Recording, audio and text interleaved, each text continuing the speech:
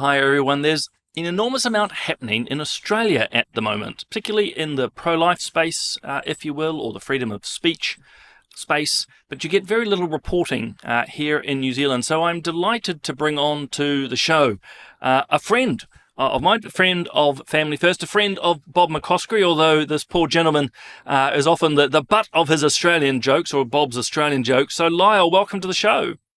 Thanks very much, Simon. It's great to be with you. Great to be with you rather than that awful, mean Bob. The little bit of humour here for first-time viewers running. What the? Lyle Shelton has many claims to fame. Obviously an Australian. He heads up the Family First political party in Australia, and we have worked closely together. Lyle was over here only a few months ago for Family First New Zealand's forum on the family. And if you were there, you'll remember that Bob basically spent most of his time making jokes at your expense, Lyle. I've heard all the Aussie jokes, Simon. There are no new ones, I'm sure.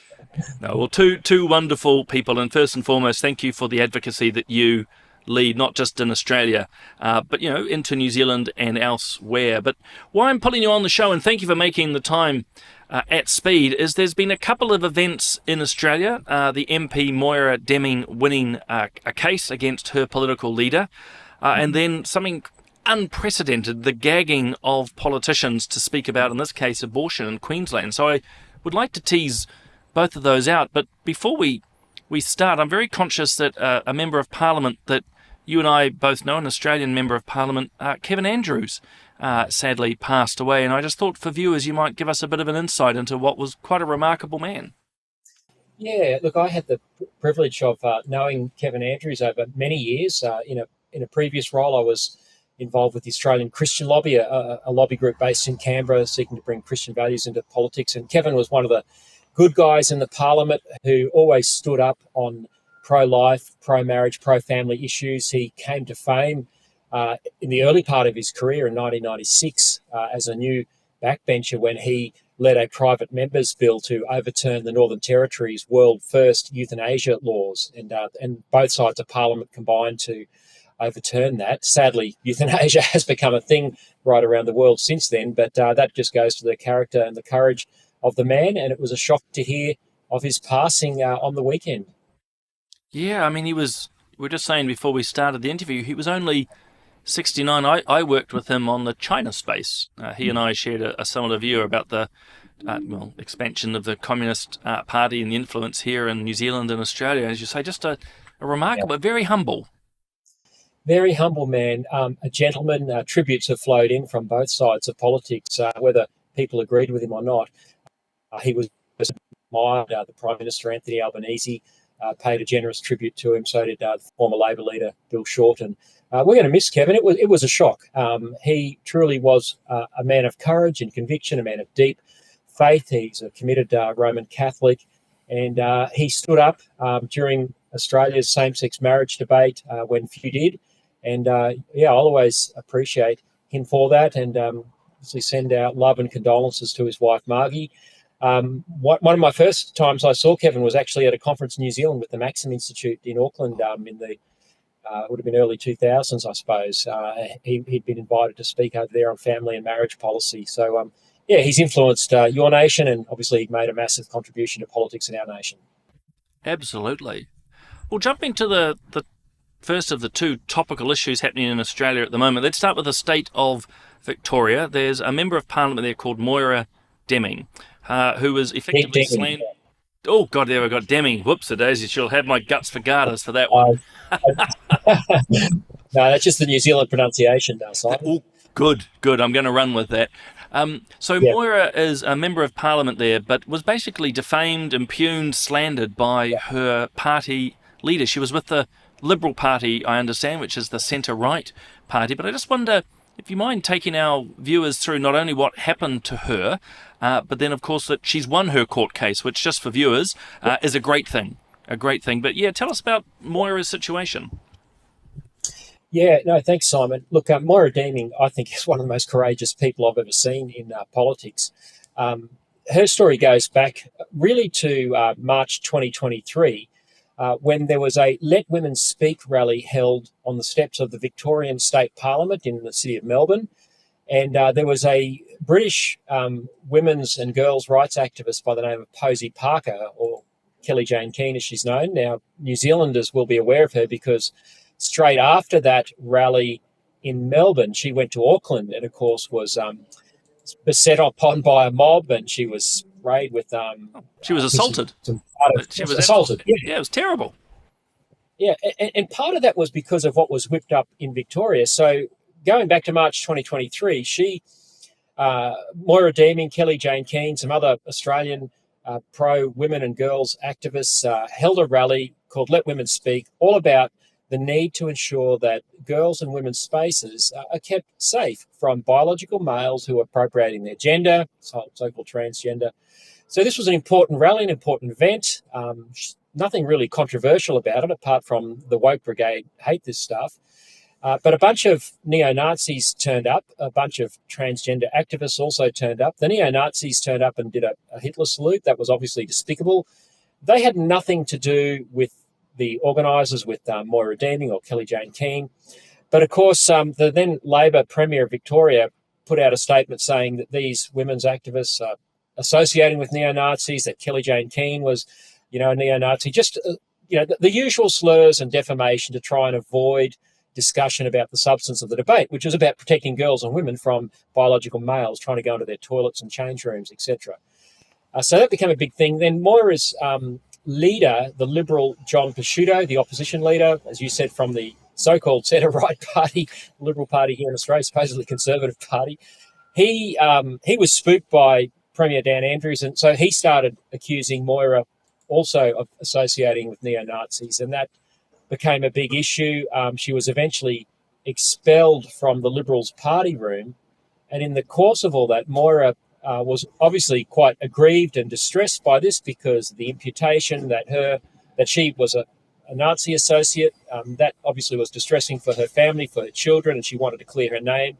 So she took legal action against the leader of her party, John Pesutto, and sued him in the federal court for defamation. And last Friday, that verdict was handed down, and she won, which is terrific. Oh, a huge victory for her, but I would argue, and I'm sure we'd agree, for women's rights activists, but also just freedom of speech. I mean, I was appalled from this side of the ditch of how she was treated, how the media reported things. We got a little bit similar here, Lyle, when mixing her name up, Posey Parker was here, that she couldn't say or even do a hand movement without... we had a whole story on the news, Lyle, about Kelly, that she was holding her zipper in such a way that it was clearly a Nazi symbol. I mean, it just became insane. So this association with these radicals, with, women trying to advocate for women, the political class, I mean, her own political leader, I mean, has this left, from what you can see, ructions within that political party, the Liberal Party in Victoria? Absolutely, Simon. On Friday night, one of the senior front benchers in the Liberal opposition party resigned. Now, that's generally a signal that a leadership challenge is on. So, look, it's destabilised John Pesutto's leadership. His leadership has looked shaky ever since he took this on. He should have just apologised. It became very clear very early on in this that Moira Deeming and Kelly J. Keane and the other women involved had nothing to do with neo-Nazis. It was just completely fabricated. He should have apologised. Instead, he dug himself in. He perpetuated lies. The judge in the court case said that his defence against the defamation action failed the truth test. So all five of the issues that Moira had raised to do with defamation were thrown out of court. She was completely vindicated. So Pesutto has looked like a fool for the last 18 months, and even more so on Friday when this judgment was handed down. And unfortunately, a number of people in his party, even some Christians, very sadly, voted to expel Moira in the aftermath of that rally last year. So the whole thing's a mess. The party is fractured. It's leaderless. They look like a bunch of clowns, unfortunately. And the simplest thing would have been for them to have done the right thing and back Moira and Kelly Jane for the common sense view that girls and women should be allowed to have their own safe spaces and not have blokes playing in their sports, etc. But this is how woke the so-called conservative side of politics are. You've got a leader of a Liberal Party down there who thinks that women can have a penis. I mean, that's how ridiculous it is, and that's what he has fought for in the court case. That was essentially his defence in the court case against Moira. He tried to make her look like the weirdo for saying that that women can't have penises, but that was essentially his defence. I'm being a little bit hyperbolic, but that's not. It's actually essentially, when it boils down to it, what he was asserting in the court case, and he lost. Which is great to see, which is why I think it's such a significant outcome. I mean, not only is it about a defence of biological reality, but says me to you, it's also about freedom of speech. I mean, at the end of the day, even for those viewing this who don't agree with us perhaps on the transgender question, should agree that people have the right. It's not unreasonable to hold the position that Moira and others do, and I know yourself at the Family First, the party here, I mean ourselves, but it's just, I mean, appalling that a political leader would do that. I see he now will owe Moira hundreds of thousands of dollars, but is she likely to go back to the LNP, or is she done? Yeah, well, just on the issue of costs, I should have mentioned, John Prosciutto has to pay Moira Deeming 300,000 Australian dollars in damages. So that's very significant, and the court has ordered a further hearing for a future date where costs will be determined. Now, that's likely to run to the millions of dollars. This case was fought by two of Australia's most high-profile defamation lawyers, and it didn't come cheap. And Prosciutto has egg all over his face, and there is even some speculation that it could send him bankrupt. I think there's some generous progressive supporters, so-called progressive supporters, that are looking to help bail him out. But he's in a world of pain.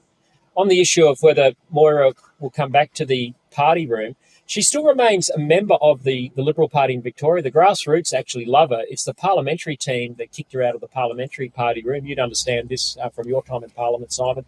So she's had to sit in the Parliament as an independent Liberal as such, excluded from the party room. She has said she wants to go back to the party room. Tony Abbott, former Prime Minister, has been right behind Moira. He has tweeted or posted on X that she should be allowed back into the party room. And that's obviously what should happen. But there's a lot of pride and arrogance with John Prosciutto and his team. And because we mentioned there's some leadership rumblings, I don't think he'll survive. He should do the right thing and resign. But there's still a lot more to play out in this case. This is certainly not over. This is an earthquake. And Prosciutto might survive through Christmas, but I don't give him much hope in the new year. I think his leadership is untenable. It's a conversation for another day, but what you just described about what the grassroots of a party think and feel versus what the elected, those in the caucus room, there is a growing divide. It's the same here in New Zealand, and it's quite remarkable. Well, that's a chat for another day. So that's the win, that's the positive, but then there's absolute appalling madness happening in the Queensland state parliament, again from the centre-right party, the supposed conservative Liberal Party. And I think viewers are going to be shocked when they should be shocked when you share what's happened. So because, well, strange enough, you're Australian, tell us what they're up to there. Yeah, look, I'm shocked too, Simon. Look, I guess, again, this goes back probably 12 months. So the state of Queensland, which I know many New Zealanders will be aware of, the best beaches. I'm a Queenslander originally. Great, it's God's own country, but great state. We're just basically immigrating and taking it over, as you probably all are aware of. No, I've noticed that. I've noticed that. And we obviously think New Zealand is the sort of eastern state of Australia, but that's another story. So in Queensland, they've had an election there. The Conservatives, so the Liberal National Party, the counterparts of Moira Deeming's party in Victoria, won government there at the state election in October. Now, the leader there is a man by the name of David Crisafulli. He's now the state premier. But in October 2023, he made a captain's call that if he was elected premier, he would do nothing about Queensland's abortion to birth laws. Queensland's got some of the most liberal abortion laws in the world. You can abort a baby right up to birth, even when there's a healthy mother and a healthy baby. After about 22 weeks, you just have to have the sign-off of 2 doctors, but it's really just a tick and a flick. There's no real reason. So it's very progressive. Sorry, I hate using that word progressive, but that's what they call themselves.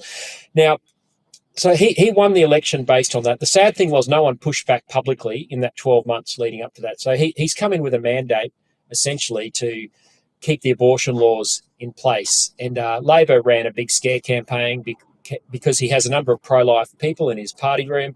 They ran a scare campaign saying, no, we don't believe you. You're going to unwind abortion rights, abortion healthcare, they call it. So, again, very sensitive to this criticism. Crucifeli, in the second week of Parliament after the election, brought on a procedural motion, ambushed his party room, and the motion was that was a ban of any discussion of abortion for the next 4 years of the life of this Parliament. So that was rushed into the Parliament last Tuesday, shocked everyone, surprised everyone, and his whole party room unanimously voted for this thing, including, I counted at least 14 or 15 people who are well-known Christians, people who have gone to pro-life rallies, turned up at churches looking for votes from conservative and Christian people.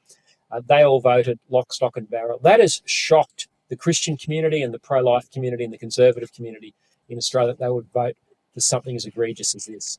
Well, it is. I mean, I almost literally fell off my chair when I read it, because I thought that this can't be possible in a parliamentary democracy, because even if we park the moral issue for a moment around abortion, that a topic is undiscussable. I mean, you and I were saying just before we came on to camera, and you'll articulate this better than me, but had this been any other topic that had been banned or gagged in a democratic parliament, all hell would break loose in media. Yeah.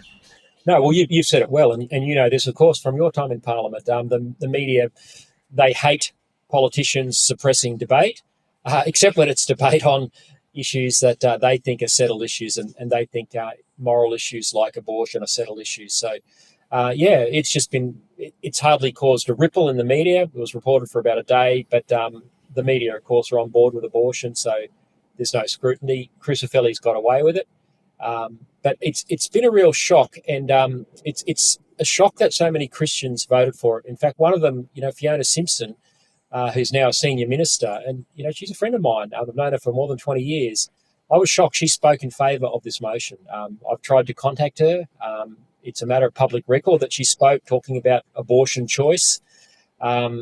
I can't comprehend it. And I think it's a lesson, Simon, and you could probably talk to this better than me because you've been a member of Parliament, but the pressure that comes on parliamentarians to toe the line is enormous, especially when, the leader has got a fair bit of authority after a thumping election win.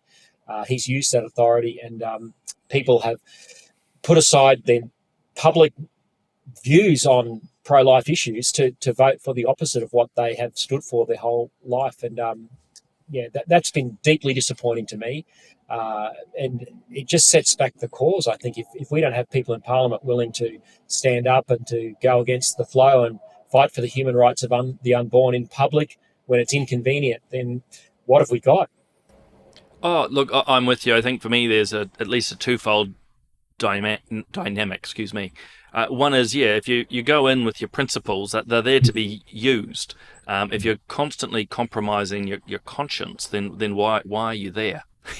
Step aside and let someone else come in. And I suppose a subset of that in my thinking, Lyle, is there'll always be robust caucus, or you call them party rooms, just so I can translate for the Kiwis. We talk about our caucus, so when all the MPs come together in Australia, it's the party room. There's robust debates, and from time to time there'll be discussions to say, look, let's not get distracted on this particular issue while other things are happening. But that's what leads me to the second observation, to gag MPs, to say this can never be discussed, is just, to be honest, it's beyond the pale when it comes to democracy and free speech. I'm just stunned that it's happened. I mean, are the academics, the intellectuals jumping up and down, the lawyers? Because, I mean, this is a really dangerous precedent. It's abortion, Simon. So, the elites are happy for discussion on that to be suppressed.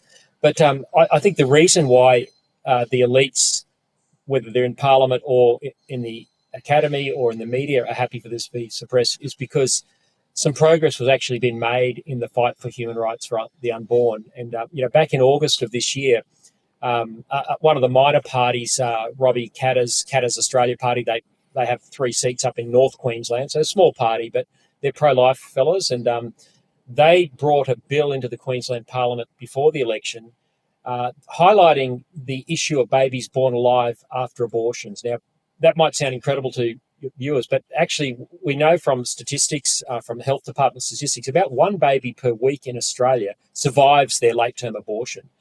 And so when this issue came up in August, there was a parliamentary inquiry, and a very brave midwife, whistleblower by the name of Louise Adsett from one of the southern Queensland maternity hospitals, testified at the committee of babies surviving their abortions, and in one case, a baby gasping for breath for 5 hours before that baby, I think around about 22 weeks gestation, died. And she gave first-hand accounts and also accounts from her colleagues of many, many other babies surviving and lasting for minutes and sometimes hours, being locked away in a room because these babies weren't supposed to survive. It becomes very awkward for the medical staff, so they just put them in a room and shut the door. And this was very powerful testimony. That the coroner has also agreed that there's been babies thrown in the bin. And this is harrowing stuff. And what was really shocking, Simon, was Robbie Katter, who brought this bill up in August and instigated this inquiry. Before they voted last Tuesday, he reminded the Parliament. He said, the coroner said babies are being put in the bin. And yet they were the last words that were uttered before the bells were rung and the division was made, and at least 15 or 16 Christians, voted to silence debate on this for the next 4 years. It's disgusting. It's a shock. It would never have happened. It's an outrage. And I think these Christian parliamentarians need to give some sort of an explanation. If the explanation was, well, we had to toe the party line, well, tell that to people. But I know the public won't be impressed by that answer. So this is a real problem. Oh, it's a massive problem, as I say, from a moral side. I mean, look, in the New Zealand context, Lyle, I was the MP who put forward an unsuccessful amendment around actually babies born alive, because it happens here in New Zealand as well. We've had a whistleblower ourselves of late, a midwife, but it does happen, not often, but it does happen. And I put the amendment into Parliament that medical care had to be given. Seeing the baby was born, always a big distinction that the pro-death advocates have between born and not born. But anyway, that got tossed out. So it's an area I've followed closely. But again, morally, that these MPs are pursuing this view, as you say, those who hold Christian beliefs, absolutely they need to be held to account. But again, and then not stepping back from that moral side, I mean, a Parliament gagging discussion is just... I'm struggling to fathom it. I quite truly am. But it probably does explain the state of my issues. I know this is your interview, but you've been there and you've carried some of these issues into the Parliament. What would you say to a parliamentarian who perhaps is new? This has sprung on them. They've been pro-life all their life. They've gone out and sought pro-life and Christian votes. They're in the Parliament. Do they blow up their career, to live to fight another day?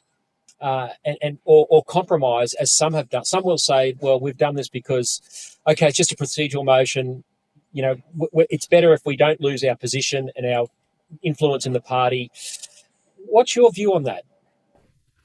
I think, look, a series of good questions. I think there's a gradient when it comes to compromise. In other words, politics is full of compromise.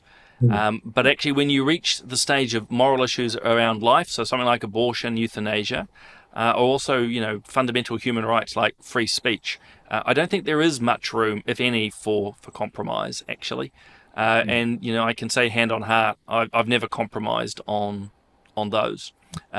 So, particularly new MPs, if they think compromising, I've said this before in talks and public lectures, if they think a little compromise here and then another one there won't have consequences, it will, because it becomes a habit. And we know that, good habits become virtues and bad habits become vices. And I've seen far too many members of Parliament, Lyle, over my time, who's just started compromising at the start, a little bit here, a little bit there, on the basis, well, I'll survive another election, or I'll become a more senior member, and then I can bring about change. Well, 99.9% of the cases they never do, because they're just too used to compromising. And I would argue in this Queensland case, it's doubly bad, not only just the moral, ethical side around abortion, but free speech. So they've got to step forward. If those moments come, and there have been times in my political career where I've had to compromise on much more minor issues. Think, housing policy. You do then have to front your constituents and explain why you did it. And, final thought here, most people will understand when you are, if you will, forced or whipped by your party. But ultimately, when you're at that high level, conscience issues like abortion, euthanasia, free speech, freedom of association, if you've been asked to compromise on those, I don't think you can. I think you lose a bit of integrity if you do, actually. No, thank you, Simon. I think it's the fact that these two issues happen in 1 week, Moira Deeming being vindicated after, taking a principled position that took her and her family through hell, and then about 15 or 16 politicians in Queensland deciding to compromise. I know who I'd rather be, and that's Moira any day of the week. I think, in spite of the pain that she's gone through. Well, actually, it's a great example, isn't it, of, in this case, a woman who's stood up by her convictions, suffered through all the slings and arrows of outrageous fortunes, but come out smiling and vindicated. Whereas I think we're not going to see that out of Queensland. Lyle, look, thank you. Is it fair to say that you're probably not in the New Zealand Parliament now because you took principled stands on issues like this? So you paid a high price as well. Yeah, but it's a price worth paying. I mean, for me, it's been a range of issues, be it life issues. I've been unapologetically pro-life. Probably another one is my views on communist China, and that has influence into fundraising for political parties, which doesn't always go down so well. But I've always said to colleagues, new and those that I've been with, you're better off going down fighting with your boots on. And that's something that I've always done. So even though I'm out of politics now, I actually don't sort of miss it at one level because I've stood by my values and I walk with my head high. And I will say, without naming names, there are some of my colleagues who have left deeply disappointed on both sides of the house, I might add, Lyle, because they compromised who they were. And I think that's why, conviction politicians like yourself, if I might include myself and that, Moira and others, they're relatively rare, but they're important to be there. Yeah. I better wrap it up there. You've been very skillful at co-opting this interview. No, I think it was important. Look, in the context of this discussion, I think it was important for and you're too humble to share them. But thank you for what you've done. Well, thank you for bringing us up to date on those two, quite significant issues happening in Australia. And look, wishing you well as we head into the holy season and into summer. And we look forward to talking next year because, of course, it's election year and you heading up the Family First political party will have much more to discuss and share. So, Lyle, thanks for being part of the show. A pleasure and a privilege, Simon. Thank you, and Merry Christmas to you and all your viewers.